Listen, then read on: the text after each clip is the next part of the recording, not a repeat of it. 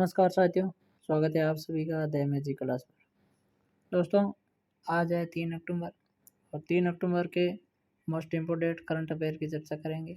साथ ही में current affair से संबंधित एक्स्ट्रा जो भी क्वेश्चन होगा उनका भी चर्चा करेंगे।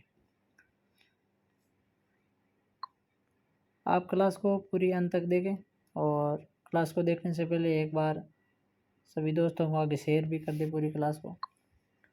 चलो आज की क्लास को शुरू करते हैं। एक्स्ट्रा जो भी क्वेश्चन होगा उनके साथ साथ में चर्चा करते रहेंगे। आज का पहला क्वेश्चन, प्रत्येक वर्ष गांधी जयंती कब मनाई जाती है? इस क्वेश्चन का राइट आंसर अपना हो जाएगा सी, यानी कि 2 अक्टूबर को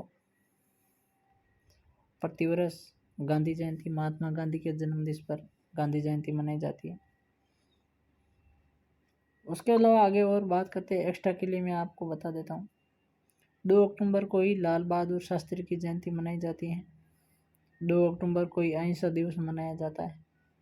ठीक है, ये भी आपको साथ में रखना है याद। आगे बढ़ते हैं क्वेश्चन नंबर 2 की तरफ।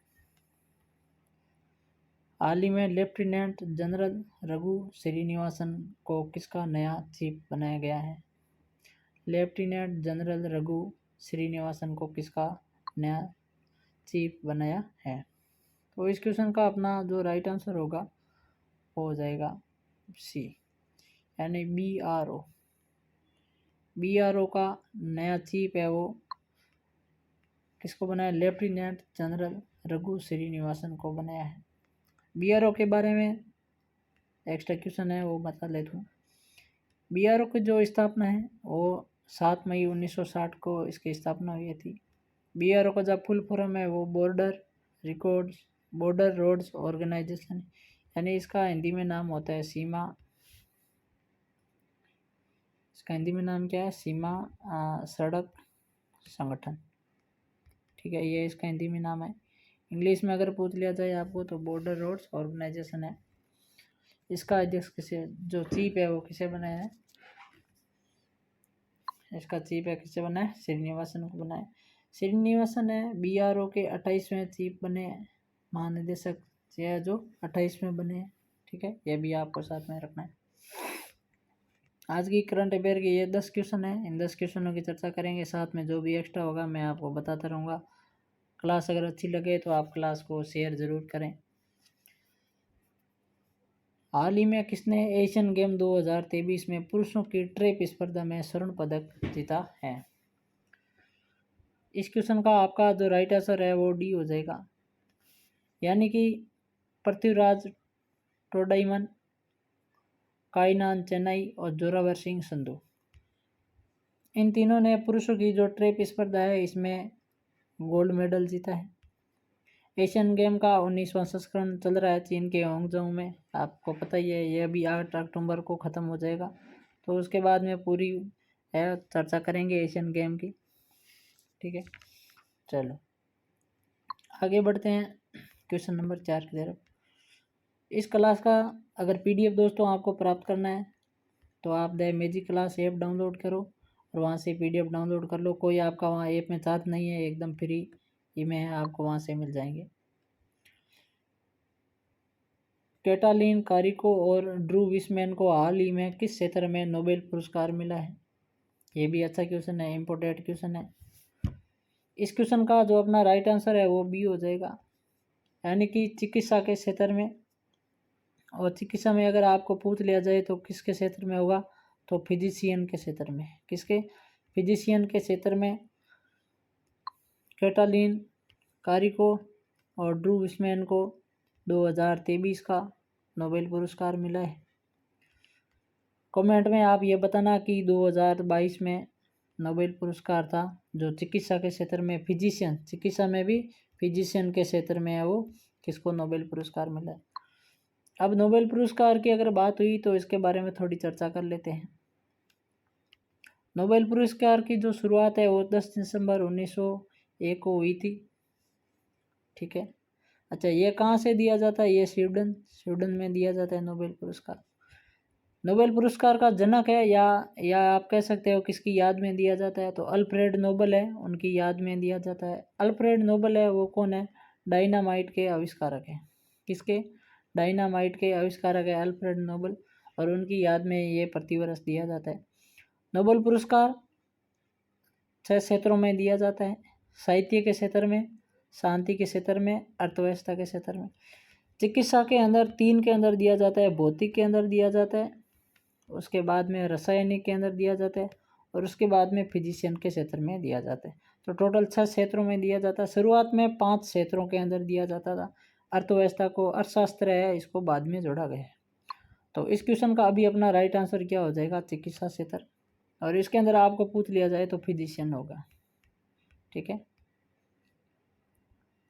फिजिशियन, ये आपको याद रखना है। और मिला किसको है? तो कैटालिन कारी को और ड्रू विसमैन को मिला है। आगे बढ़ते हैं क्वेश्चन नंबर 5 की तरफ। हाल ही में किस देश ने दक्षिण पूर्वी एशिया की पहली हाई स्पीड रेलवे वहुस को लॉन्च किया है?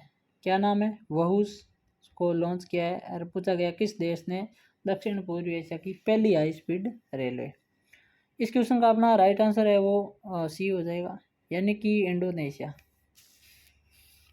इंडोनेशिया ने वहुस रेल को लॉन्च किया है। वहुस रेल है परियोजना, इसको लॉन्च किया है। इसके माध्यम से जो यहाँ ट्रेनें मेट्रो है वो बनती। अभी इससे संबंधित और अगर क्वेश्चन पूछ लिया जाता है कि बात की अपने इंडोनेशिया की, कि इंडोनेशिया ने दक्षिण पूर्वी एशिया की जो पहली हाई स्पीड रेलवे है वहुस रेलवे को लॉन्च किया है। अब यहाँ अगर पूछ लिया जाता है कि यहाँ के राष्ट्रपति कौन है, तो यहाँ के राष्ट्रपति कौन है? Joko Widodo. क्या नाम है? जोको विडोडो इंडोनेशिया के राष्ट्रपति है। यहाँ की जो राजधानी है वो क्या है? नुसांतारा राजधानी है। राजधानी का नाम क्या है?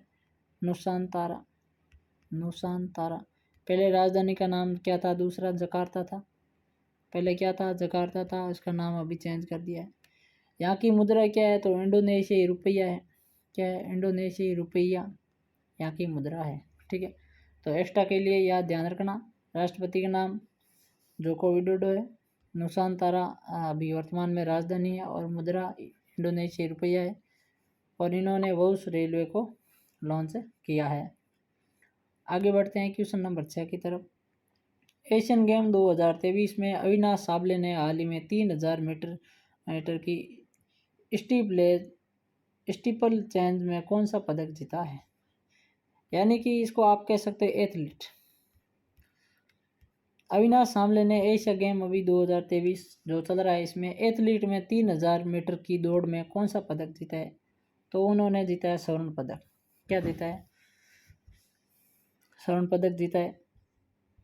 अविनाश सामले एथलीट में 3000 मीटर की ये दौड़ और में स्वर्ण पदक जीतने वाले भारत के पहले खिलाड़ी है। तो यह ध्यान रखना, यह भारत के प्रथम खिलाड़ी है एथलीट में जिन्होंने एशियन गेम में स्वर्ण पदक जीता है। उसी के साथ अविनाश सामले ने राष्ट्रमंडल जो खेल हुआ था, कौन सा? राष्ट्रमंडल जो खेल हुआ था 2022 के अंदर, राष्ट्रमंडल खेल में भी इन्होंने रजत पदक जीता था। क्या जीता था? रजत पदक जीता था। और वो भी किस में जीता था? 3000 मीटर की रेस में जीता था। उसमें भी राष्ट्रमंडल खेल में भी रजत पदक जीतने वाले एथलीट में ये पहले भारतीय थे, और एशियन गेम में भी जीतने वाले पहले भारतीय है, स्वर्ण पदक जीता है। तो ये भी ध्यान में रखना है, साथ में पूछ लिया जाता है। राष्ट्रमंडल खेल 2022 में इन्होंने 3000 मीटर की दौड़ में रजत पदक जीता है। ठीक है, आगे बढ़ते हैं क्वेश्चन नंबर 7 की तरफ। हाल ही में खादी और ग्रामोद्योग आयोग KVIC ने किस IIT में खादी इंडिया आउटलेट का उद्घाटन किया है? तो इसका जो राइट आंसर है वो भी हो जाएगा, यानी IIT दिल्ली। IIT दिल्ली में खादी ग्रामोद्योग आयोग ने खादी इंडिया आउटलेट का उद्घाटन किया था। कब किया था? तो 2 अक्टूबर को, महात्मा गांधी जयंती पर, क्योंकि गांधी जी ने खादी ग्रामोद्योग को है वो बढ़ावा दिया था। तो उसके तहत जो है इस IIT दिल्ली के अंदर इंडिया आउटलेट खादी का उद्घाटन किया था। आपको अगर पूछ लिया जाता है कि खादी ग्रामोद्योग आयोग के जो अध्यक्ष है वो कौन है, तो वो भी आपको बता देना है, मनोज कुमार। क्या नाम है? मनोज कुमार। कमेंट के अंदर आपको यह बताना है कि खादी उद्योग जो मंत्री है वो कौन है केंद्र में वर्तमान में। भारत के खादी ग्राम उद्योग के मंत्री है वो कौन है, ये आपको कमेंट में मुझे बताना है। खादी ग्राम उद्योग आयोग के अध्यक्ष है वो मनोज कुमार है और इन्होंने IIT दिल्ली में खादी इंडिया आउटलेट का उद्घाटन किया है। आगे बढ़ते हैं क्वेश्चन नंबर 8 की तरफ। हाल ही में किस देश ने सेफ पुरुष अंडर-19 चैंपियनशिप जीती है? तो इस क्वेश्चन का भी राइट आंसर है वो भारत होगा। भारत ने सेफ पुरुष अंडर-19 चैंपियन में जीता है। अच्छा, कमेंट में आज का दूसरा सवाल, आज मैंने आपको कमेंट में ज़्यादा सवाल नहीं पूछे तो इसका भी बताना है कि भारत ने जो सेफ पुरुष अंडर-19 चैंपियनशिप जीती है इसने किसको हराया है, यानी उसके अंदर उप विजेता कौन है, ये आपको मुझे कमेंट में बताना है। ठीक है दोस्तों, आप कमेंट में जवाब ज़रूर दिया करो। हाल ही में भारत और किस देश ने अलास्का में 2 सप्ताह के युद्ध खेल का आयोजन किया है? ये भी अच्छा मोस्ट इम्पोर्टेंट क्वेश्चन है कि भारत और किस देश ने अलास्का में 2 सप्ताह का युद्ध खेल का आयोजन किया है? तो ये किसने किया है? अमेरिका ने किया है। किसने किया है? अमेरिका ने किया है। ठीक है, तो इसका राइट आंसर अपना बी हो जाएगा। चलो आगे बढ़ते हैं क्वेश्चन नंबर 10 की तरफ। संयुक्त राष्ट्र ने हाल ही में किस देश के साथ मिलकर ग्लोबल कैपेसिटी बिल्डिंग इनिशिएटिव पहल को शुरू किया है? संयुक्त राष्ट्र ने किस देश के साथ मिलकर ग्लोबल कैपेसिटी बिल्डिंग इनिशिएटिव पहल को शुरू किया है? तो इसका अपना राइट आंसर है बी हो जाएगा, यानी कि भारत। संयुक्त राष्ट्र ने भारत के साथ मिलकर ग्लोबल कैपेसिटी बिल्डिंग इनिशिएटिव एक पहल है उसको शुरू किया है। अभी संयुक्त राष्ट्र की अगर बात आई है तो संयुक्त राष्ट्र संघ जिसकी स्थापना हुई थी 24 अक्टूबर 1945 को हुई थी, इसके जो मुख्यालय है ये न्यूयॉर्क के अंदर इसका मुख्यालय है और इसके वर्तमान में अध्यक्ष है वो डेनिस फ्रांसिस है, यहाँ वर्तमान के अध्यक्ष है। ठीक है, ये भी आपको याद रखना। चलो तो दोस्तों ये थे टोटल आज के 10 करंट अफेयर के मोस्ट इम्पोर्टेंट क्वेश्चन, जो भी साथ में इससे रिलेटेड था वो भी मैंने बताया। क्लास अगर आपको अच्छी लगी है तो क्लास को लाइक करें, शेयर करें और चैनल पर अगर नए हो तो सब्सक्राइब ज़रूर कर लें। स्टैटिक जीके की क्लासें भी अपनी कंटिन्यू चल रही हैं। क्लास को आगे दोस्तों को शेयर ज़रूर करें और ये PDF है, आपको the magic class app download करके वहाँ से डाउनलोड कर लेना है। ठीक है, चलो तो दोस्तों आगे की फिर नई क्लास में मिलेंगे, तब तक आप सभी को जय हिंद जय भारत।